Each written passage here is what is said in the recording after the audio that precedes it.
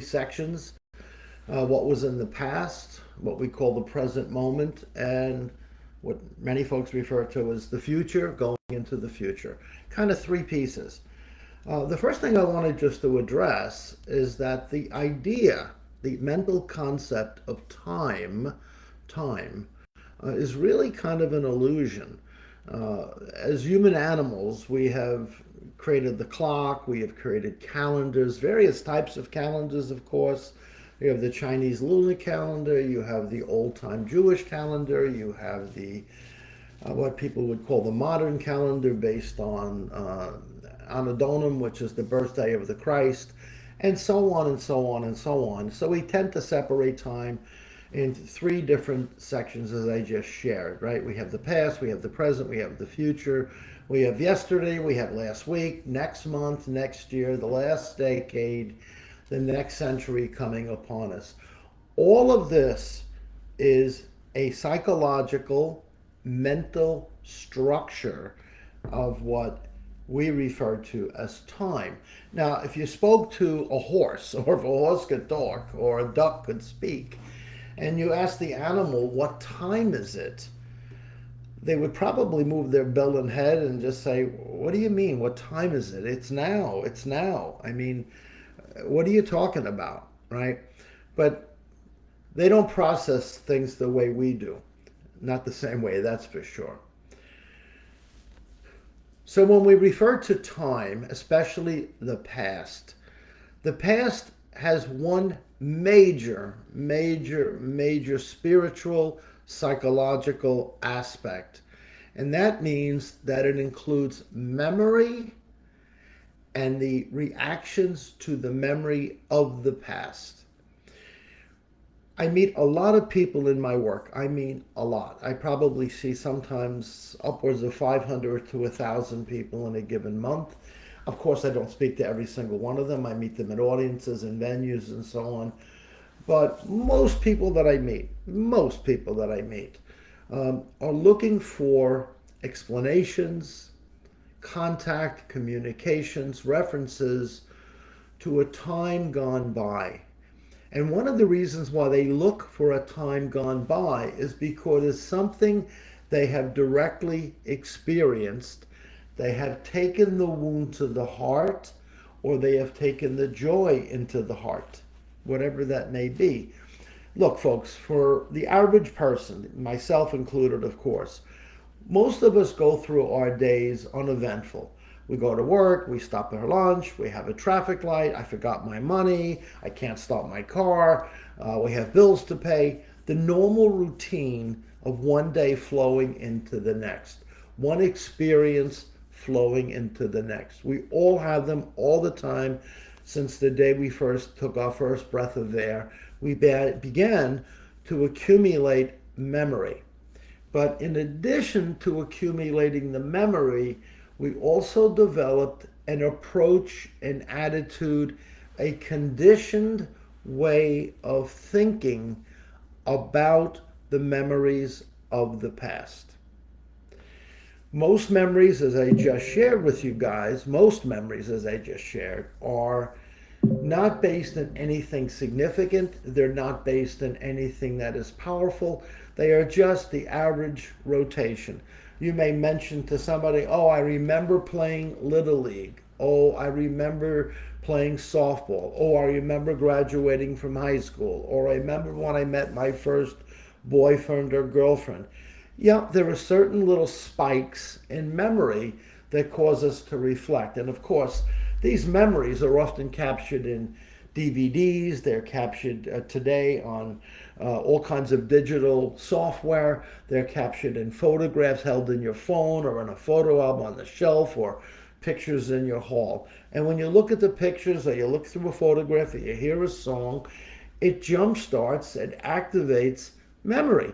Now, if you hear memory of your wedding song and you and your bride are still together, you and your spouse are still together, and you play your wedding song, it can elevate a sense of well-being, it can elevate a sense of happiness.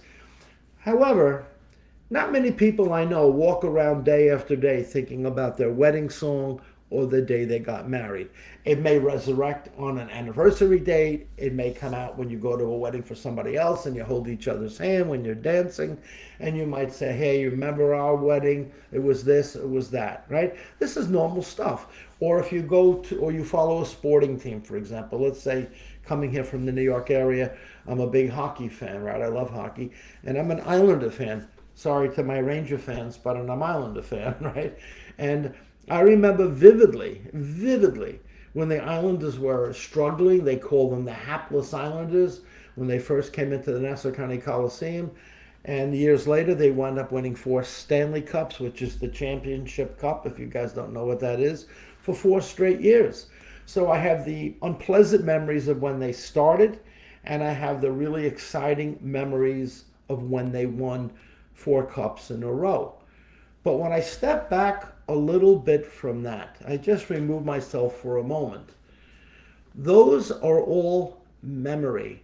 None of them exist today. None of them.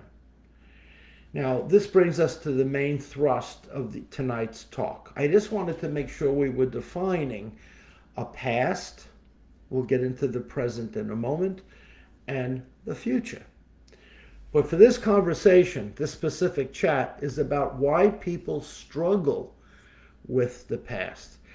The events of the past are unchangeable.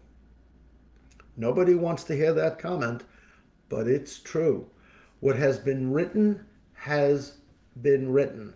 The sands of time have blown them into the eternal.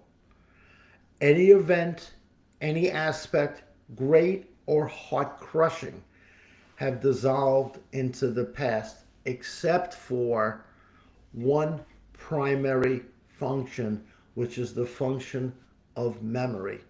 Because as human beings, we have been given and blessed with this amazing gift of memory that we can pretty much activate whenever we truly want to.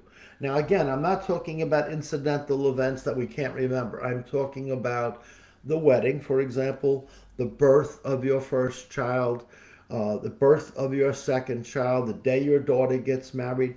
We tend to focus in on these highlighted, very, very happy, very, very joyous events. And we hold on to them in a very, very held way, almost like we put them in a keepsake box of the heart. And we go to them to help us offset sorrow. We do. The other memorable dates, which are not pleasant, of course, is when we found out that our husband developed cancer, or the date that our son or our child or our brother or our sister was severely injured in a car accident. They are kind of etched into our emotional headstones, as it were. And the big one, of course, is the memory of death. The shifting from the physical form into the eternal soul. This incredible experience, and I hate to call the word grief incredible, but it is an incredible experience to witness birth.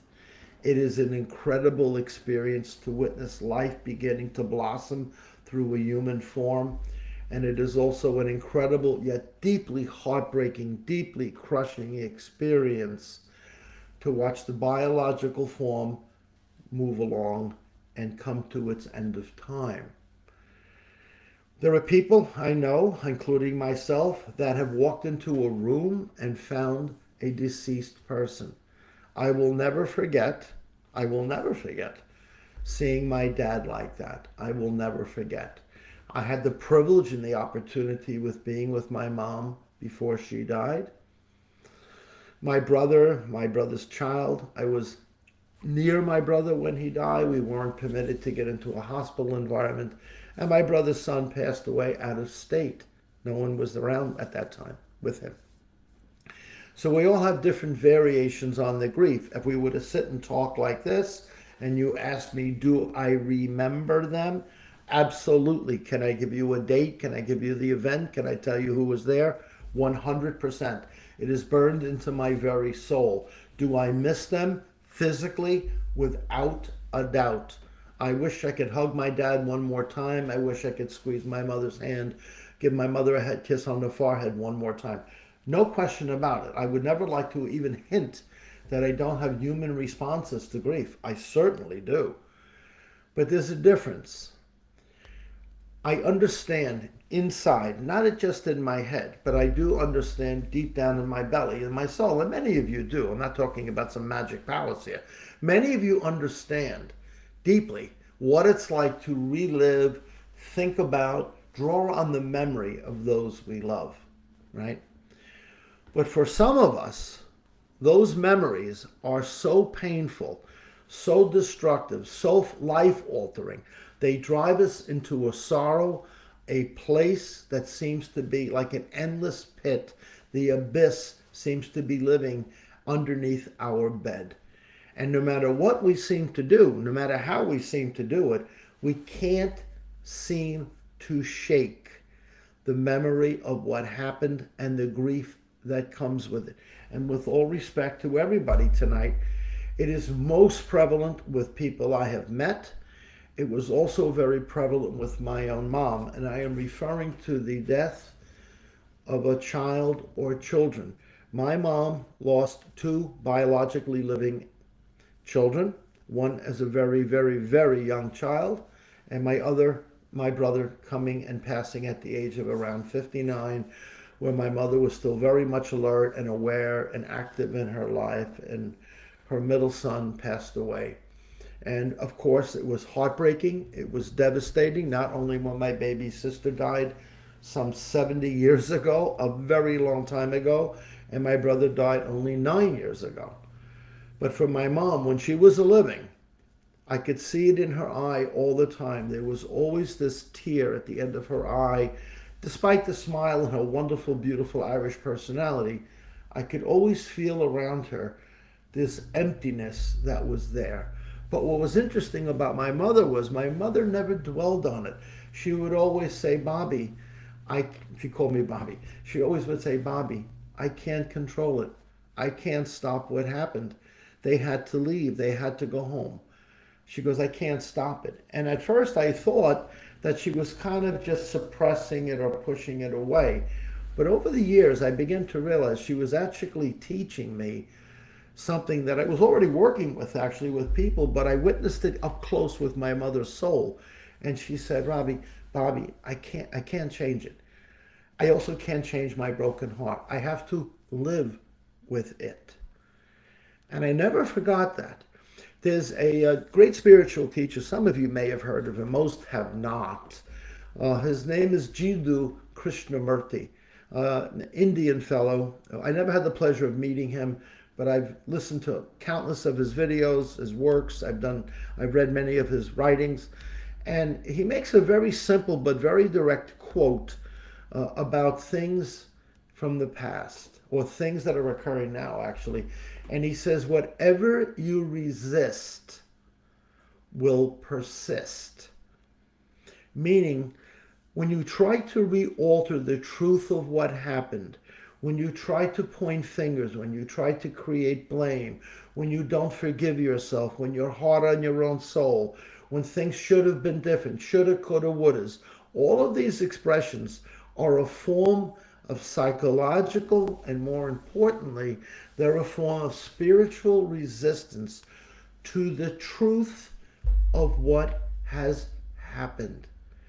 But humans don't want the truth of what has happened.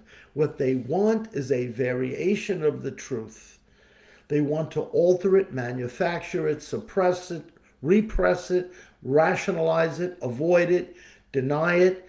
They want to use drugs, alcohol, rock and roll, gambling, you name it. They go into anger, they go into rage. Of course, it's understandable why they say, why did this happen to my family? Why did God do this to my child? Why did this happen to me? I am angry. My past has broken my present moment. And folks, I get it. I get it. I meet with people all the time who are suffering very hard wounds from the past. Now, if you say to that person, you have to accept it, Many people's eyes flare open like this and they want to like choke me. And I'm like, please, I'm not asking you to do anything other than accept. And they say back to me, how can I accept the fact that my son was killed in a car crash? And very gently, I try to say to them, I'm not asking you to in any way alter how you react. I'm not. But you must accept the fact that your beautiful child has left this physical body and is he entered eternal grace. And I don't say that with any kind of candy coating or wounding that I'm trying to get rid of by fluff balls. I don't do that. But they have moved into an eternal grace and an eternal peace. That I can tell all of you 1000%. There is not one doubt in my being that does not happen. It happens. However, that being said, also can you accept that you can't accept? When you come to a place where you accept, I can't accept this, and you're screaming at God, and you're yelling out the window, or you're punching the desk, whatever you're doing, I can't accept this. I won't. My heart is broken. And as long as you deny or resist the truth of what has happened, the suffering will expand and expand. Now, this part I want you to really listen to, okay, because this is important. The soul bears witness to all of this. It does. And in my readings, if you've ever read me, or if I've ever read you, you will know I talk about what happened to them, what caused their passing, who was around, perhaps information that the family looks at me and says, there's no way this guy would know my son drowned on a fishing expedition in the Bahamas, and he just sat across from my family and told us that. How the hell does this guy know that? And the answer is, I don't know anything. I really don't. The soul that loves you guys is communicating to you. I'm acting as the interpreter for you, so you know that it's your son or your daughter, whatever, or your husband, or whatever your wife, whatever the case might be. You know it for sure. But here's the magic. They will also reference things that are going on right now. They may talk about your other sister graduating from college. They may talk about your daughter having a new baby a week ago. And you look at me, and people look at me and they say, how the heck does this guy know that? And I say, well, your son or your daughter, whomever who has crossed over, is sharing it with me. And they say to me, that's impossible. They were dead 4 years now. They couldn't know any of this. And I politely say to them, their body has been interrupted. That is true. And that truth is heartbreaking. No way around it. No way around it. If for a mother who loses her child, or a spouse that loves her beloved husband or wife, whatever the case may be, it can be crippling. So I'm not here to candy coat anything. It is. However, to ask your soul to continue to go into the past becomes the issue. And I'll tell you why. As I shared at the beginning of this little talk, the past is over. It's finished. Your memory stays around, that's true. But the past actually is finished. It doesn't mean you're forgetting them. It doesn't mean you're letting them go. When people tell me, or I hear people tell other people to let go of it, they feel like punching them in the face. And I don't blame them. You never want to let go of the love and the memory of your beautiful child. Ever. Don't let anyone tell you to forget your child. Oh my God. Or you need closure and you have to move, and you have to move on. That's a bunch of hoo-ha. The difference is their soul is in the present moment. They cannot embrace you. They cannot get to you. They cannot come close to you when you're always back the way it was. Like a Barbra Streisand song, The Way We Were. That brings up melody, and that brings up tears, and that brings up crying and holding up the jackets and crying in bed. Yeah, it does. And that's not always wrong. But the beauty, the light of their soul is here now. Some people will say to me, well, I'll meet them in the future.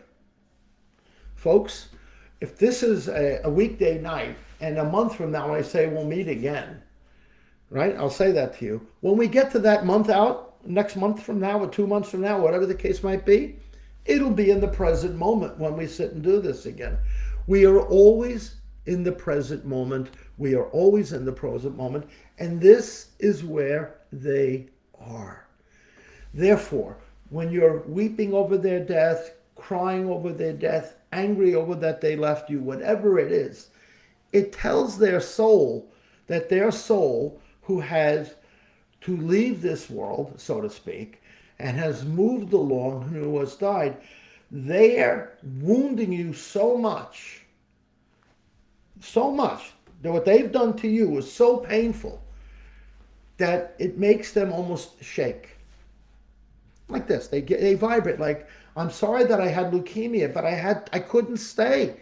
And I didn't realize how much I'd be hurting you by freeing myself from the bondages of my suffering, my sorrow, my hospital stays, the car crash, the motorcycle that flipped, the heroin that took my life, the gunshot that I put to my head, God forbid. Whatever it was, I am still causing you to suffer. It was never in my intention to make you suffer. I just could not stop the truth that my soul was being called home by a love greater than you can possibly imagine. So my dear friends, if you could just please consider, have the memories of the past, weep and cry if you must, look at photographs, play old music, do what you need to do. But at the same time, when you do that, do it with them. Do it with them in the present moment. Do it with them with love and say, listen, sweetheart, to the song we used to listen to, Mommy's right here. I'm right here, baby. And they will come to you, and they never leave you. They will never separate from you. Don't go looking into the future. Well, one day I'll get it. Please don't do that. The power of love and grace can only be found in the sacred moment, right?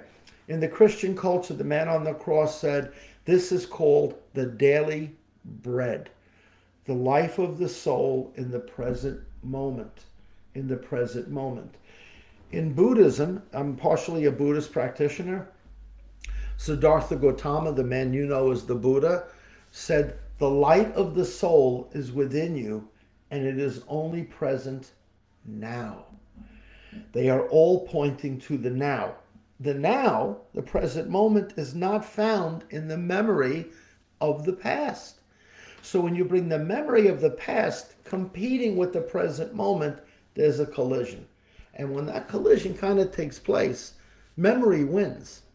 It does. And I understand, and believe me, I understand it. But I'm trying to help you through this a little bit. I'm trying to help you. So when you stay present, you're not rejecting the past. You're not denying the past. You are fully embracing the truth of the soul. To finish this up a little bit, there's a story I also want to share with you, which is from the Buddhist tradition. And it touches on a topic that some of you, I'm sure, have heard of the word karma, karmic reactions, right? The responses to behavior, the responses to emotions, the responses to fear, and so on and so on and so on, right? So I'm not going to get into a whole big topic on karma, but I think you understand what I mean, right? Okay. So this woman happens to be a woman, approaches Siddhartha Gautama, the man we call the Buddha. And it's in India. Now, the Buddha was around 5 centuries before Jesus even showed up. And this beautiful light was teaching in India, walking around, teaching in different locations. And one day a woman sat with him. She said, listen, I understand you've got great wisdom. You know, here we are sitting on this rocky area with some grass around it or something. And I need to ask you something because my heart's busted. And I need to ask you something. And he goes, yeah, of course, I'll help you if I can. I'll help you if I can. And so she said, my child has died. And I am crushed. I am heartbroken. And the Buddha, of course, out of respect, was reverent. And he became silent for a little bit. And then the woman said, why did this happen to me? And the Buddha answered, if it wasn't supposed to happen to you, why did it? If you weren't supposed to have this experience, why are you? And if it was supposed to be any different, it would have been. Therefore, your soul, not your mind, your soul has been exposed to the death of the child to basically crack open your heart and show you that life is always moving, that your child has never left you. The body, of course, and the sorrow with that, yes, that is part of the truth of your life experience. It is true. It is true. It is true. You are hurt and you are wounded. But it's not just to wound you. Life is not setting you up to wound you. Life is setting you up to teach you. Life is always teaching us. Many people I meet talk about spiritual lessons. There is no greater spiritual lesson, none greater than love itself. There is nothing that touches it. You were given this beautiful child. Child's body fell for whatever reasons. It moved along. It moved along. Its journey of the soul illuminated. It came right back to its mother where it stays. But the body had to be buried. And the Buddha said to this beautiful woman, if you want to experience your child, be still with me. Deepen your breathing. Stay present. If you let the past enter like a thief in the night, if you let the future steal away your present moment, your suffering will continue. So as you continue, which is normal, of course, my dear friends, to grieve, to have troubles of the heart, to cry, to weep, do it with them. Do it honoring them. Do it for them as they do it for you. I say to people when I do my private work, as you pray for them, they also pray for you. They pray for you. They pray for you to know they're at peace. They pray for you to know they are with you. They pray for you to know they will never leave you. They pray for you to understand that when your time comes, which no one on earth knows, no one knows when the soul will be called home or how it will be retrieved back into the glory of grace. No one knows that. Not me, not anybody. But they ask you, please, to pray with them. Come to that place. So as they pray for you, they are preparing you for your journey one day. People think you have to physically die to join them. You do not. You do not. You have to die, and please don't get upset, but you have to die to the past. You have to die to the idea of searching the future. If you are sitting with me right now and your heart is breaking, that is the truth of your soul.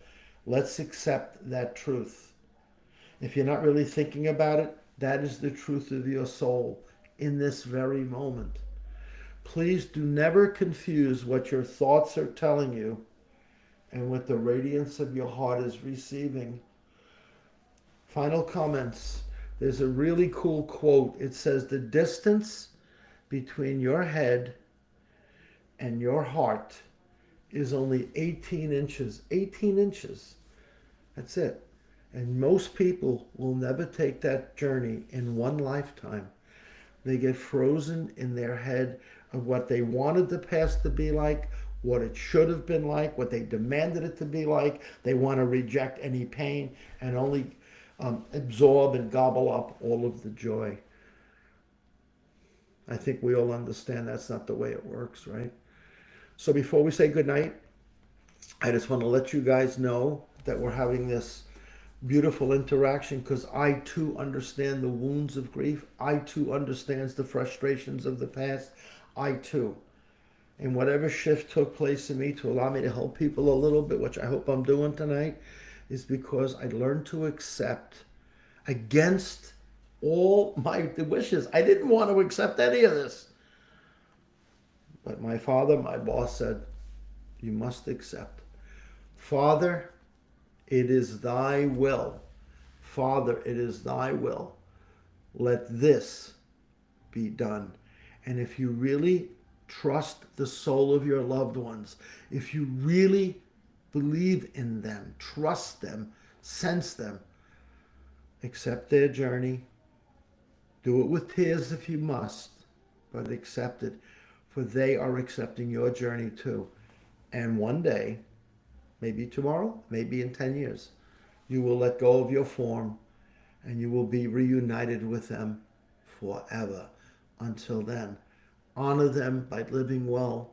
Take care of the ones that surround you. Live in love. There is nothing more powerful than the power of love itself. It will heal all of your wounds. Stay with those close to you. If you must, if you really are struggling, seek professional help. Hang out with people in groups that understand your sorrow and your struggles. But most importantly, stay present. And if you can't, accept the fact you're struggling. But the best you can, return back to the present moment. Allow it to be. This is the great teaching of not only the Christ figure, Moses himself, by the way, the Buddha, and many others have taught us to pay attention to this moment, the moment that will release you from the sorrows of your past. Thank you for joining.